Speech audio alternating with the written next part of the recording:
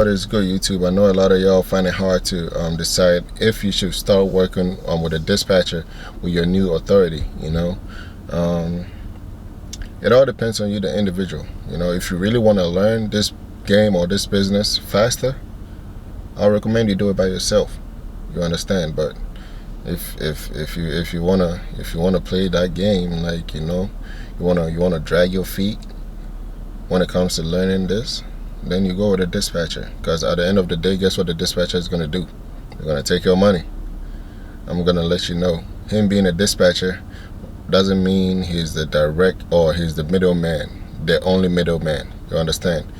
Guess what? That load might probably be going through maybe 2 to 3 other dispatchers or even a broker before coming to you or coming to him, and then you get it.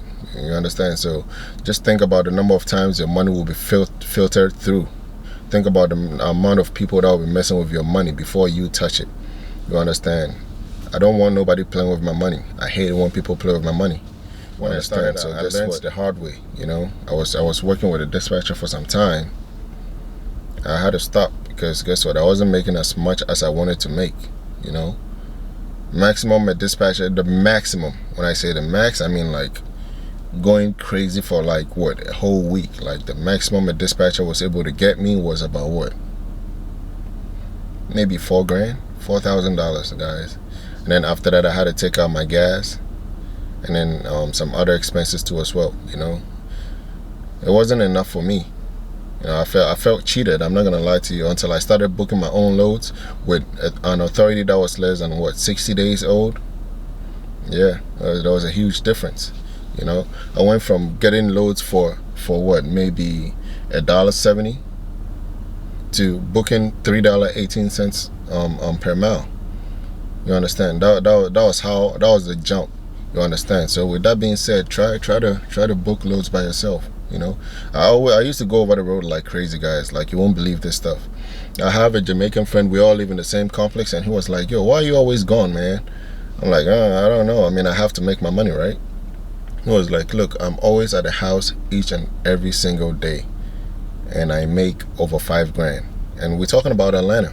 You understand? There's a lot of box truck drivers out here, man. If you guys do not know, I'm telling you today, like, no joke, like there are a lot of them out here, and he was making over $5,000 each and every week, and he was consistent with it. So how do you do it? He was like, "Yeah, I run for Amazon." So one time I actually went out there with him to how do you call it, to see it. Seeing is believing, right? I went out there and then he was showing me, like, this was somewhere in, I think, September, October. It was around October, and guess what? By October, this guy had already made $160,000 just off of Amazon in Atlanta.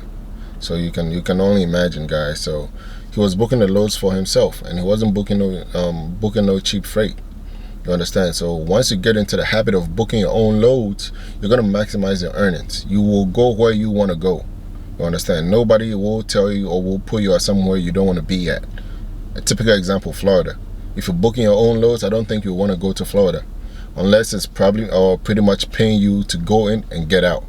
Something like that. You understand? If you're booking your own loads, you won't go to Wyoming or Montana. No, you wouldn't even want to go to Seattle, or you wouldn't want to go to Washington, because there's nothing out there. You understand? I've been there, done that.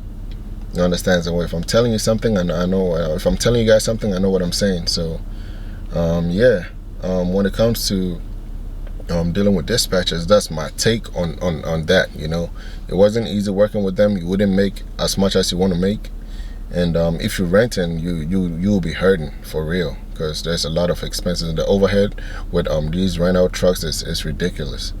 You understand? So factor what I've said in before you call your shots, or before you make your decision.